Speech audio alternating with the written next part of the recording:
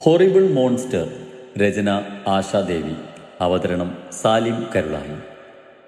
നിമിഷ നേരം കൊണ്ട് ആംബുലൻസും പോലീസും മീഡിയയൊക്കെയായി ആ ചെമ്മൺപാത നിറഞ്ഞു. കരഞ്ഞു തളർന്നു വീണ സീതയെ അയലത്തെക്കുറിച്ച് സ്ത്രീകൾ ചേർത്ത് നിർത്തി.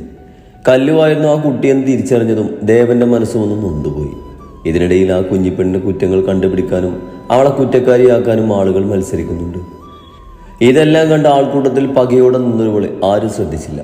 തൻ്റെ അമ്മയെ ഒന്ന് ചേർത്ത് പിടിക്കാൻ പോലും ഹീരക്ക് തോന്നിയില്ല. സാധാരണ കോട്ടൻ ചുരിദാറും എണ്ണ തേച്ച് ഒതുക്കി ചീകി മെടഞ്ഞെടുത്ത മുടിയും കറുത്ത കുഞ്ഞി പൊട്ടുമൊക്കെയായി അവൾ ആ പഴയ നാട്ടിൻപുറത്തുകാരിയായിരുന്നു. അവളുടെ മിഴികളിൽ നിന്നും രക്തം കിരിഞ്ഞു. അത്രയും സഹിക്കാനാവാത്ത അവസ്ഥയിലാണ് ആ കുഞ്ഞിനെ അവൾക്ക് കിട്ടിയത്. ഉറുമ്പ് അവളുടെ സ്വകാര്യ ഭാഗത്ത് കടിച്ച് മുറിവേൽപ്പിച്ചിരുന്നു. അവളിൽ നിന്നും ഒഴുകിയിറങ്ങിയ രക്തം ഭക്ഷിക്കാൻ വന്ന ഈച്ചയും വണ്ടുമെല്ലാം ആ കുഞ്ഞുടലിനെ കടിച്ചു വലിച്ചിരുന്നു. മനക്കട്ടിയുള്ളവരുടെ പോലും ഹൃദയം നുറുങ്ങുന്ന കാഴ്ചയായിരുന്നത്. പ്രസിദ്ധമായ TV ചാനലുകളിലും സോഷ്യൽ മീഡിയകളിലും നിമിഷനേരം കൊണ്ട് വാർത്ത പടർന്നു. ജയന്തി ടീച്ചർ പോലും ആകെ തകർന്നു പോയി. ദേവൻ പോലീസിന് കൃത്യമായി മൊഴി കൊടുത്തു. ബോധം മറഞ്ഞു വീണ സീതയെ ആരൊക്കെയോ താങ്ങി പിടിച്ചു. ഹീരെല്ലാം ഒരുതരം മരവിപ്പോടെ നോക്കി. അവൾക്കുള്ളിൽ ഒരു അഗ്നിപർവ്വതം തന്നെ തിളച്ചു പൊങ്ങി. എപ്പോൾ വേണമെങ്കിലും പൊട്ടിയൊലിക്കാവുന്ന ലാവ പോലെ അവൾ നിന്നു. ആ മുഖം അത്രയും ക്രൂരതയും പകയാലും നിറഞ്ഞു. കയ്യിലെ മദ്യം അവൻ ഒറ്റവലിക്ക് കുടിച്ചു തീർത്തു. കണ്ണുകളൊക്കെ നിറഞ്ഞ് ചുവന്നു കലങ്ങി. കയ്യിൽ കിട്ടിയ ലഹരി വസ്തുക്കളൊക്കെ വലിച്ചു കയറിയതും അവൻ പൊട്ടിക്കരഞ്ഞു. കല്ലു, എന്നെ വിട്ട് പോകില്ലടി, എനിക്ക് നിന്നെ വേണം. സോറി മോളെ, അറിയാതെ പറ്റിപ്പോയതാ. നിന്നെ കൊല്ലാൻ എനിക്ക് കഴിയോ? നിന്റെ ഗന്ധം പോലെ എന്നെ ഭ്രാന്ത് പിടിപ്പിക്കും. ഓരോന്ന് പുലമ്പിക്കൊണ്ട് അവൻ അടുത്ത കുപ്പി മദ്യവും വായിലേക്ക് കമിഴ്ത്തി. പോക്കറ്റിൽ നിന്നും ഫോൺ എടുത്ത് മുൻപ് കല്ലു അറിയാതെ ഷൂട്ട് ചെയ്ത് വെച്ചിരുന്ന ഒരു വീഡിയോ അവൻ ഓപ്പൺ ചെയ്തു. വേണ്ട. കല്ലുവിന്റെ കൈകൾ അവൾ ഷാൾ ഉപയോഗിച്ച് ആ പഴയ കട്ടിലിന്റെ ഹെഡ് ഡ്രസ്സിൽ കെട്ടിവെച്ചിരിക്കുകയാണ്. പൂർണ്ണനഗ്നിയായ കല്ലുവിന്റെ തുടയിൽ ബെൽറ്റ് കൊണ്ട് ആഞ്ഞു പ്രഹരിക്കുകയാണ് ജിത്തു. പ്രാണൻ പോകുന്ന വേദനയിൽ അവൾ നാലറി കരഞ്ഞു. മിണ്ടാതെ കിടക്കടി പുന്നാറ മോളെ, നീ ദേഹത്തിനെ മേലടി കൂത്തിമറിഞ്ഞത് ഞാൻ കണ്ടതാ. അവന്റെ കൈ ഇവിടെ തൊട്ടത്. പറയിലും അവളുടെ കുഞ്ഞെടുന്ന് മാറിനെ അവൻ പകയോളം ഞെരിച്ചൊടിച്ചു. അവളുടെ കരച്ചിൽ അവൻ ലഹരിയായി തോന്നി. കല്ലു തന്റെ വിധിയോത്ത് പൊട്ടിക്കരഞ്ഞു. സ്കൂൾ വിട്ട് എല്ലാവരും പുറത്തിറങ്ങുന്ന സമയം +2 പഠിക്കുന്ന ഒരു പയ്യനുമായി കല്ല് കൂട്ടിമുട്ടി. ഇരുവരും നിലത്തേക്ക് വീണപ്പോൾ അറിയാതെ ആ പയ്യന്റെ കൈ അവളുടെ മാറിൽ പതിഞ്ഞിരുന്നു. അവിടെ ബൈക്കിൽ ചാരിയിരുന്ന ജിത്തു ഇത് കണ്ടതിന്റെ ഫലമാണ് ഇന്ന് ആ പെണ്ണ് അനുഭവിക്കുന്നത്. അവന്റെ യാതൊരു ദേയവുമില്ലാതെ ഞെരിച്ചുടിച്ചതും ആ മാറിടങ്ങൾ ചുവന്ന് വീങ്ങിപ്പോയി. കല്ലു ഇനിയും വയ്യെന്ന പോലെ അവനെ നോക്കിയതും ക്രൂരമായ ചിരിയോടെ അവൻ ടേബിളിൽ നിന്നും കയ്യെത്തി ആ മെഴുകുതിരിയെടുത്ത് തീ കൊളുത്തി. അവളുടെ മാറിലും വയറിലും തുടകളിലും അവനതൊഴിച്ചു. അമ്മ, വേണ്ട വേണ്ട. അലരിക്കരയുന്നവളെ കണ്ട് ലഹരിയോടെ അവൻ അവളുടെ കഴുത്തിൽ മുഖം പൊഴുത്തി. കല്ലുവിന്റെ കരച്ചിൽ വീണ്ടും പൂർവാധിക ശക്തിയോടെ ഉയർന്നു. അവളുടെ കഴുത്തിന് താഴെയായി അവൻ കടിച്ചു മുറിച്ചിരുന്നു. അവൾ കരഞ്ഞതും മുരുക്ക് പോലുള്ള അവന്റെ കൈ കൊണ്ട് അവളുടെ തുടയിൽ ആഞ്ഞടിച്ചു.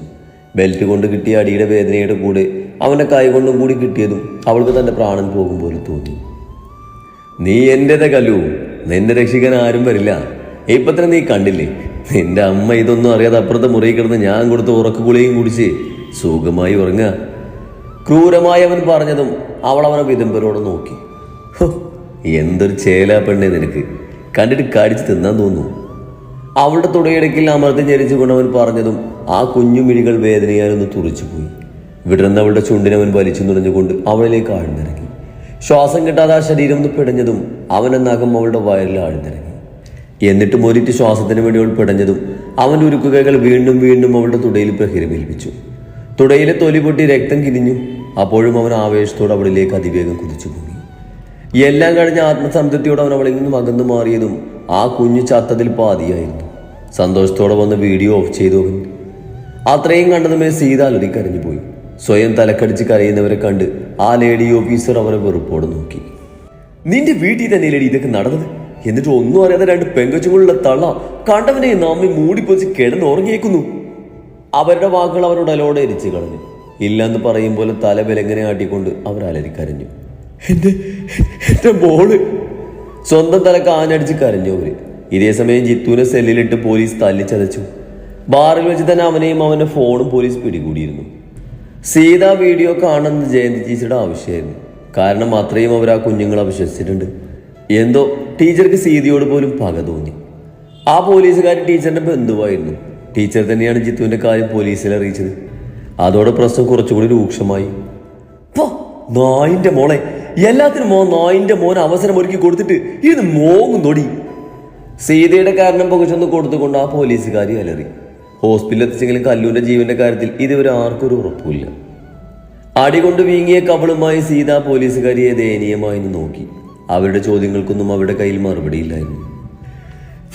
ഞാൻ അറിഞ്ഞില്ല, വിശ്വസിച്ച് പോയി. ഞാൻ എന്റെ സ്വന്തം മോനെ പോലെ കണ്ടുപോയി, സീതന്റെ സഹായതയോടെ പറഞ്ഞു.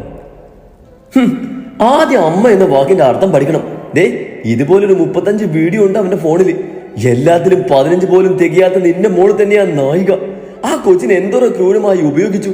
ഒരമ്മ എന്ന നിലയിൽ നിന്റെ മകളുടെ ശരീരത്തിനും മനസ്സിനും വന്ന മാറ്റങ്ങൾ പോലും തിരിച്ചറിയാൻ നിനക്കായില്ലടി. അവരുടെ ഓരോ ചോദ്യത്തിനും സീത ഉത്തരമില്ലാതിരുന്ന് ഉരുകിപ്പോയി. ഇന്നത്തെ കാലത്ത് ഒരുത്തന് ലാഭം കാണാതെ ആർക്കും ഒന്നും കൊടുക്കില്ലടി. നിന്റെ വീട്ടിൽ കയറി ഒരുത്തൻ നിന്റെ പിള്ളേരെ ഉപയോഗിച്ചെങ്കിൽ അതിന് അവസരം ഒരുക്കി കൊടുത്തത് നീ തന്നെയാ. നിന്റെ മൂത്ത മോളെവിടെ? അതിനെയും ഇനി ഇവന് ആരും അറിയാതെ കൊന്നോ? ആ ചോദ്യം സീതയെ ആകെ നെടുക്കി കളഞ്ഞു. ഹീര പോയതിൽ പിന്നെ അങ്ങനെ ഒരു ജീവനോട് ഉണ്ടോന്ന് പോലും താൻ അന്വേഷിച്ചിട്ടില്ല. ജിത്തുവിന്റെ പിടിയിൽ ഇനി ഹീരയും പെട്ടുപോയിരുന്നു എന്ന സംശയം സീതയിൽ ശക്തമായി ഉടലെടുത്തു. ഇപ്പൊ നീ പോയിക്കോ. ഹോസ്പിറ്റലിൽ കിടക്കുന്ന കൊച്ചിന് കൂട്ടിന് വേറെ ആരുമില്ലല്ലോ എന്ന് കരുതി നിങ്ങൾ ഞങ്ങൾ വെറുതെ വിട്ടൊന്ന് കരുതണ്ട. തൽക്കാലം ഇതിൽ ഒപ്പിട്ടിട്ട് പൊക്കോ. അവര് കടുപ്പിച്ച് പറഞ്ഞതും സീത അവരെ നോക്കി തൊഴുതുകൊണ്ട് ഒപ്പിട്ട് കൊടുത്തു. സ്റ്റേഷനിൽ നിന്നിറങ്ങിയതും പിടയുന്ന ഹൃദയവുമായി അവർ മകൾക്കരികിലേക്ക് പോകാൻ തിടുക്കം കൂട്ടി. കല്ലുവിന്റെ കാര്യം അറിഞ്ഞപ്പോൾ തുടങ്ങിയ കരച്ചിലാണ് മഹിമ. ദേവനാകെ അസ്വസ്ഥത തോന്നി. ഹിമ, പ്ലീസ്, നീ ഇങ്ങനെ കരയുന്നത് നിന്റെ ഹെൽത്തിനൊട്ടും നല്ലതല്ല. ദേവൻ അവളെ പറഞ്ഞ് മനസ്സിലാക്കാൻ ശ്രമിച്ചു. ദേവേട്ട, അവള് കുഞ്ഞല്ലേ. ചേച്ചിന്ന് വിളിച്ച് എന്റെ പിറകെ നടക്കുമായിരുന്നു ആ കുട്ടി. അതിന് സ്നേഹമൊന്ന് കാണണം. അങ്ങനെയുള്ള കുഞ്ഞിനല്ലേ ആ ദുഷ്ടൻ. എത്രയൊക്കെ ആശ്വസിപ്പിക്കാൻ ശ്രമിച്ചിട്ടും ഹിമ അടങ്ങിയില്ല. ഹിമ, നീ ഒന്ന് നിർത്തിക്കേ. എനിക്കും സങ്കടമുണ്ട്. ആ കുട്ടിക്ക് പറ്റാനുള്ളത് പറ്റി. ഇനി താനിരുന്നിങ്ങനെ കരഞ്ഞിട്ട് എന്താ കാര്യം? ദേവൻ ദേഷ്യത്തോടെ അവളെ ശ്വാസിച്ചു. കല്ലുവിന്റെ മുഖമോർക്കെ ഹിമക്ക് ഹൃദയം വിങ്ങി.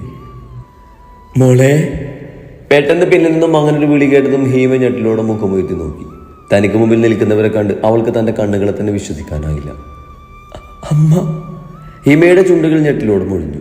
ദേവനവരെ കണ്ടതും മുഖത്ത് കുഞ്ഞൊരു ചിരിയോടെ ഹിമക്ക് അടുത്ത് നിന്ന് അല്പം മാറിക്കൊടുത്തു. അമ്മ അറിഞ്ഞില്ല എന്റെ കുട്ടി ഞങ്ങൾക്ക് വേണ്ടിയാ ഇങ്ങനെയൊക്കെയെന്ന്. കരഞ്ഞുകൊണ്ടവർ പറഞ്ഞതും ഹിമ ഞെട്ടിലോടെ അവർ നോക്കി. അവളുടെ അനിയനും മനസ്സ് തകർന്നാണ് തന്റെ ചേച്ചിയെ നോക്കിയത്. അമ്മ എങ്ങനെ? അവളിൽ ആശ്ചര്യം നിറഞ്ഞു. തന്നെ വെറുതെ ഉപേക്ഷിച്ചവരാണ് സത്യങ്ങൾ അറിഞ്ഞുള്ള വരവാണെന്ന് അവൾക്ക് മനസ്സിലായി.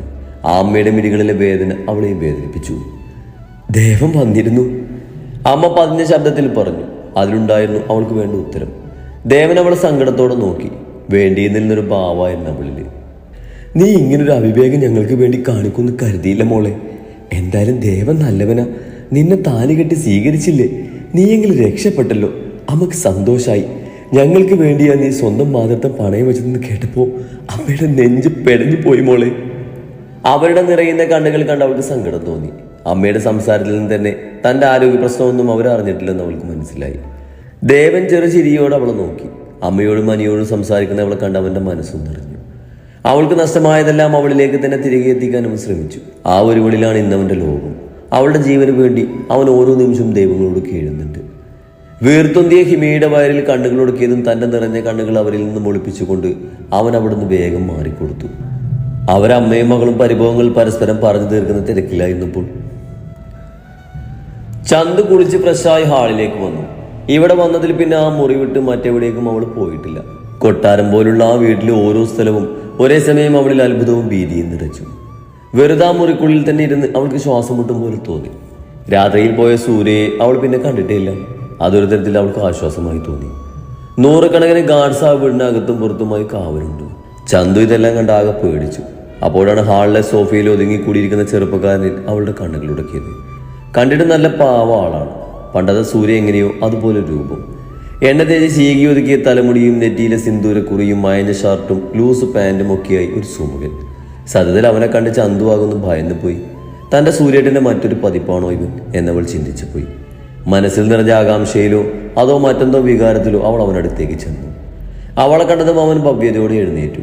ആ മുഖത്ത് വല്ലാത്തൊരു പരിഭ്രമം നിറഞ്ഞു നിൽക്കുന്നത് അവൾക്ക് മനസ്സിലായി. ആരാ? മനസ്സിലായില്ല. അവനിൽ തന്നെ കണ്ണുകൾ കൂർപ്പിച്ചുകൊണ്ട് അവൾ ചോദിച്ചു. ഞാൻ സൂര്യനാരായണൻ. ഇവിടുത്തെ കമ്പനിയിലെ ഡ്രൈവറാണ്. അവന്റെ മറുപടി കേട്ട് അവൾ ഷോക്ക് അടിച്ചതുപോലെ നിന്നുപോയി.